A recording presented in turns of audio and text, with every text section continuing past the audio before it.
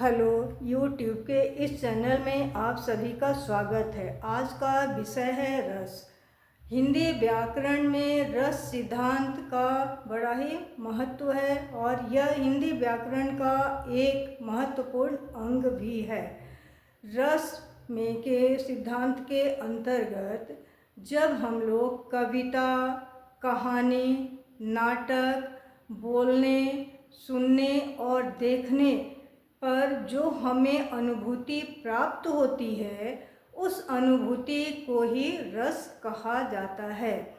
ये जो काव्य आस्वादन का जो रस हमें प्राप्त होता है, यह रस व्यक्तिगत संकीर्णताओं से बिल्कुल अलग होता है।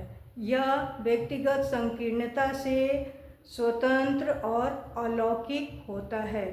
यह जब हम लोग यदि राम का अभिनय करने वाले नायक को देखते हैं या मोहन राकेश के द्वारा लिखी हुई नाट्यशास्त्र जो आषाढ़ का एक दिन है, उसका नायक कालिदास को जब हम लोग देखते हैं तो इन दोनों का, चाहे वो राम हो या कालिदास हो, इनके सुख दुख से जो हमें अनुभूति प्राप्त होती है, उस अनुभूति को ही हम रस कहते हैं। यह रस व्यक्तिगत जीवन से बिल्कुल अलग ही होता है। काव्य रस सिद्धांत जो है, यह भारतीय काव्य शास्त्र का बड़ा ही प्राचीन और महत्वपूर्ण सिद्धांत है।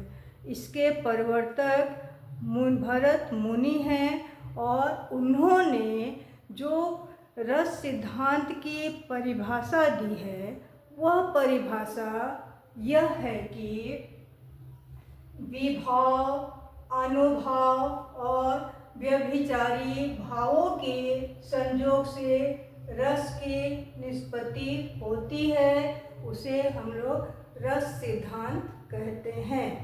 क्लियर?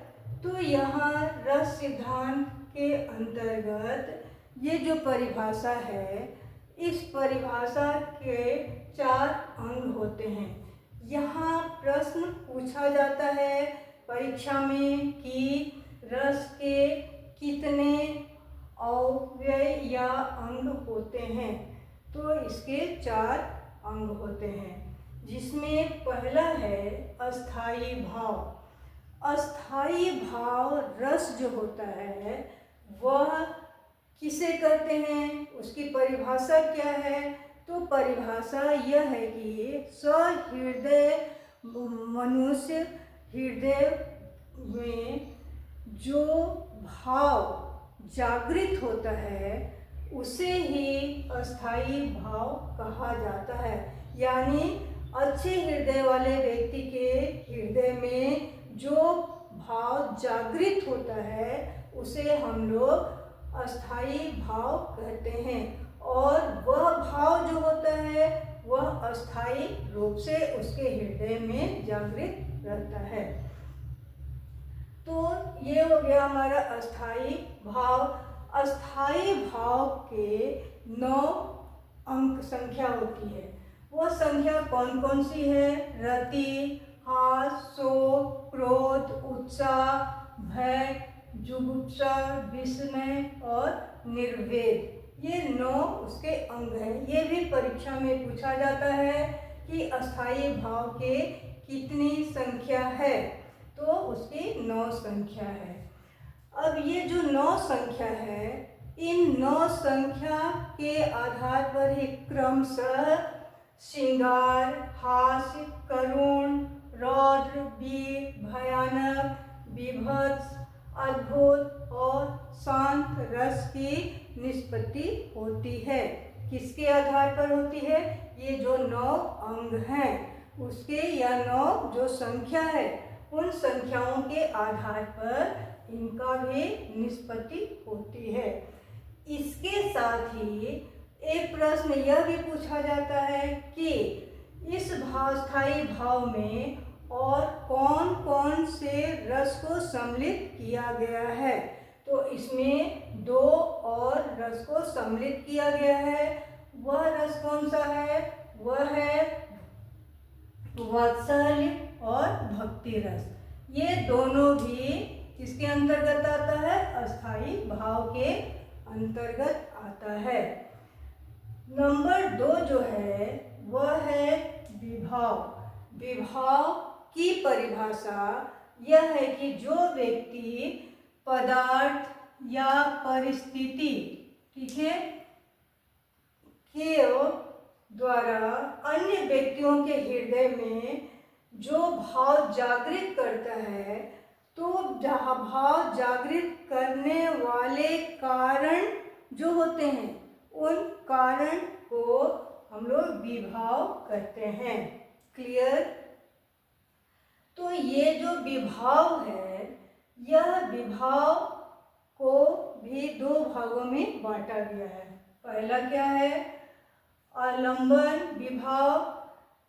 इसकी परिभाषा क्या है या किसे कहते हैं? जिस व्यक्ति या वस्तु के अंदर अवलंबन भाव, विभाव का भाव जागृत होता है, उसे अवलंबन विभाव कहा जाता है।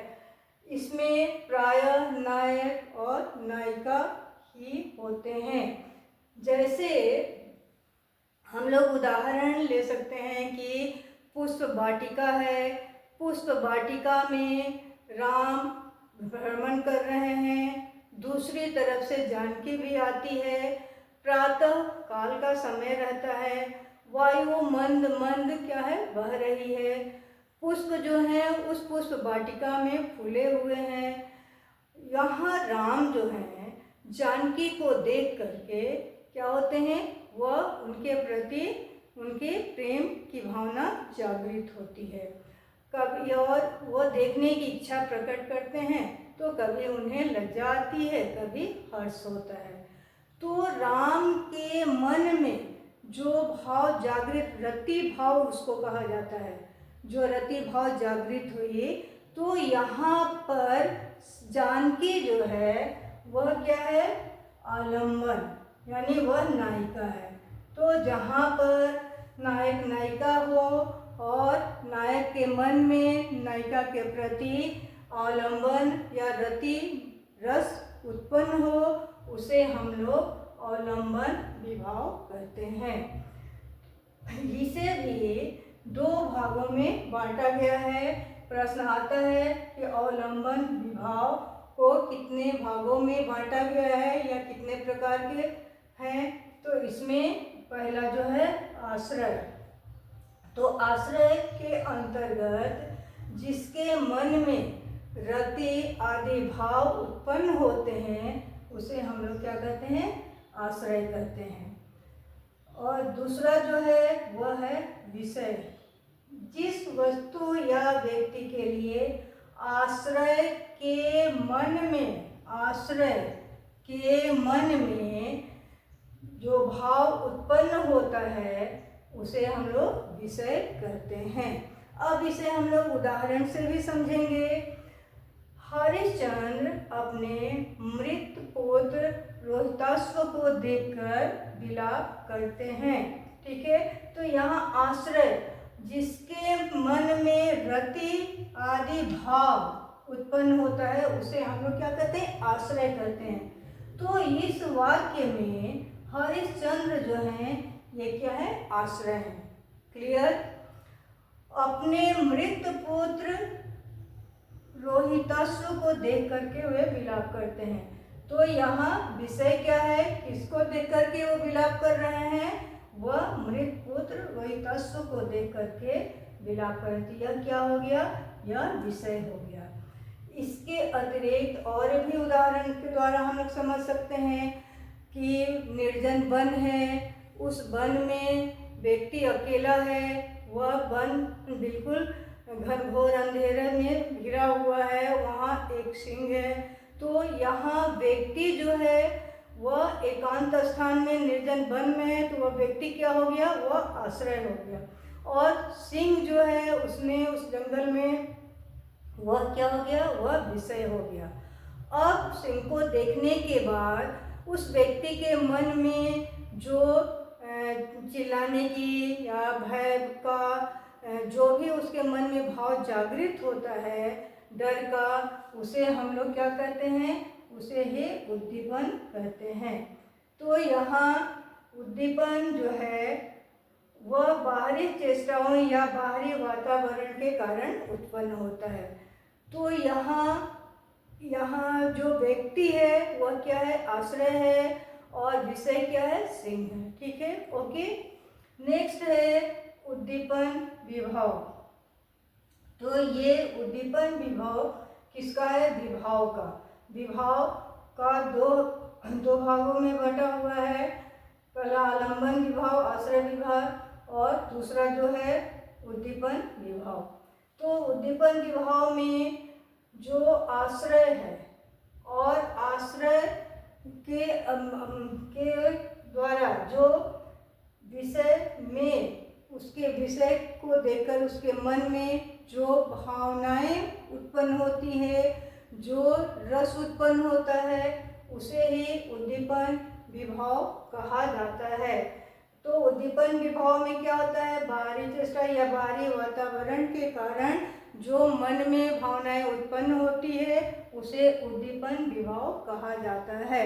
यदि वही उदाहरण में हम लोग देख लें कि सिंह के दहाड़ने का या उसे देखकर व्यक्ति के मन में जो ये सब क्या है, बाहरी वातावरण, उसके जो भयभीत होता है, जो कांपने का जो भाव उत्पन्न होता है, ये सारा क्या है, उद्दीपन विभाव के अंतर्गत आता है। नंबर 3 जो है वह है अनुभव। तो अनुभव किसे कहते हैं, इसकी परिभाषा क्या है, परिभाषा यह है कि आश्रय की चेष्टाओं को पुष्ट करने वाले वे भाव जो विभाव के बाद उत्पन्न होते हैं उसे हम लोग अनुभव कहते हैं। यानी जो आश्रय है जिस व्यक्ति के विषय में कहा जा रहा है, और दूसरा जो विषय है उस विषय के अंतर्गत उसके मन में जो भावनाएं उत्पन्न हो रही है, उन सारी चीज़ों को होने के बाद जो भाव व्यक्ति के अंदर उत्पन्न होता है उसे हम लोग अनुभव कहते हैं। It is clear. इसके अगले भाग को हम लोग अगले वीडियो में कंप्लीट करेंगे। वीडियो को आप लाइक, शेयर, सब्सक्राइब अवश्य ही करें।